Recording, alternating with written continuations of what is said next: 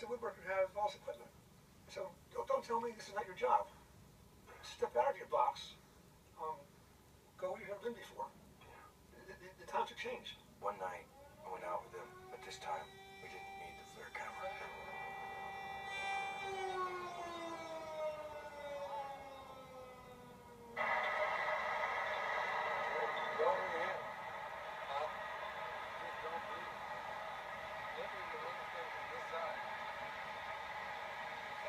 Whoa, that one just went out. Shooting methane up in the air.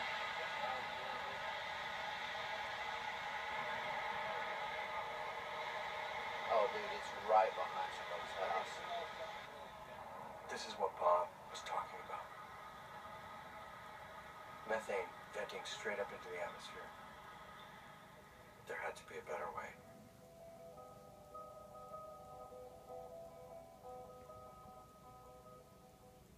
So we did a study looking at the possibility of powering the entire world for all purposes with clean renewable energy. And among those that we considered, besides was wind, concentrated solar power, solar photovoltaics, geothermal power, hydroelectric power, tidal power, and wave power. And we find that there's enough wind power in fast wind locations to power the world 5 to 10 times over. Just the wind? Just the wind. The more red it is, the faster the wind speed. Wow. And the more blue, the slower. So you can see the Great Plains of the U.S. has a lot of wind resource. And offshore, the East Coast has a huge amount of resource, plus it's shallow. And then we looked at, can we match power demand or supply with demand? And found that by bundling resources together, because the wind doesn't always blow, the sun doesn't always shine, but it turns out, based on physical laws of nature, when the wind is not blowing, the sun is often shining. And if you take those two resources and then use hydroelectric to fill in the gaps between them, you can match almost all supply with demand in places that have a reasonable hydroelectric resources. We don't need to drill for natural gas, is what you're saying. No, we don't need, there's no need to drill for gas, for coal, for oil. We have sufficient resources that are clean renewable. It's not necessary. Natural gas is just not necessary in solving this problem.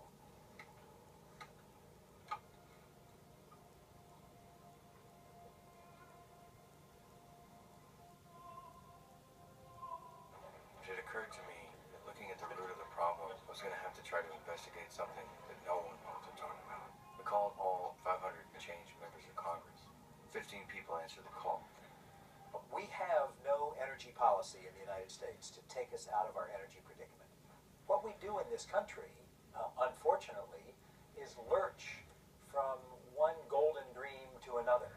So right now, it looks in so many people's minds on Capitol Hill, well, natural gas. Oh, that's what we've been looking for. You know, why didn't we think of this before? All that's getting across is this new large reserve that's going to be so easy to tap. The oil companies don't, on some of these matters, don't even need to lobby because it's just not questioned. Really interested in hearing about is the influence of oil and gas on Congress. Oh yeah, influence, drive ownership. Really?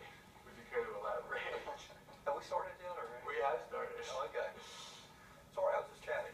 In Washington, I have seen committee meeting after committee meeting where a great many members just read the same talking points that are exactly the same thing that the industry witnesses are saying.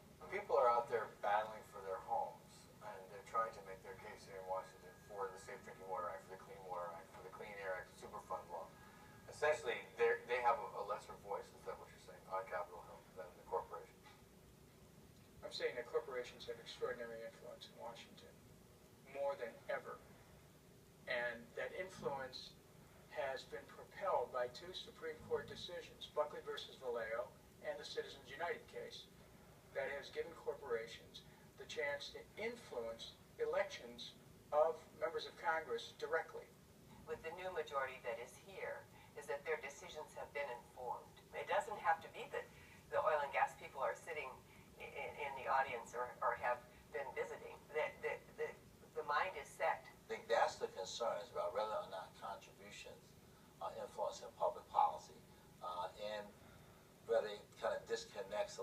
officials from common sense. There have been periods of our history when our political system has been entirely controlled by a tiny economic elite who really just run the country for their own benefit. Exxon could write a check, I'm not saying they would, for $1 billion if they wanted to. There's no limit. And there's no reporting. They can do that without the same disclosures that are required for other contributors, and they can do that in a way that gives you little opportunity to be able to defend yourself. That puts, I think, all of us at risk. ExxonMobil didn't write $1 billion check in one election, but the fossil fuel industries combined contributed $150 million to the 2012 election, and Common Cause tracked lobbying expenditures $747 million to gain and keep the exemption to the Safe Drinking Water Act, known as the Halliburton loophole for hydraulic fracturing. Considering that's just one election and one exemption to one law, $1 billion is actually the low end. Okay, we got it. Government's bought off. Time to go home. Thank you. Roll credits. It just didn't seem that simple. There had to be something else going on under the surface that I couldn't see. The price of gas in Asia right now, depending on the contract, can be as much as $16, whereas it's $2.50 here. So if you're in the business to extract hydrocarbons, you're going to look for the customer that's going to pay you the most money, and that is most decidedly Asia at the moment. And Europe. Europe's paying about, what, $9.50, $10, something like that. As of December 5th, 2012, the Federal Energy Regulatory Commission had received over 20 applications to build liquefied natural gas ports to ship American gas overseas. The EIA, Energy Information Administration, reported that as a result of export, domestic natural gas prices would rise by more than 50%, and that developing 20 LNG ports at costs of billions of dollars each made fracking the U.S. at a large scale a foregone conclusion. And despite the nationwide shift towards exporting gas, the DOE refused to look at environmental impacts from LNG. So what is happening? Well, I think there's a longer-term thing going on with this. I personally think that this is tied to crude oil prices. This populist argument that industry's used about, American gas by Americans for Americans, while in the background they're working very hard to be able to export this gas out to grow other economies.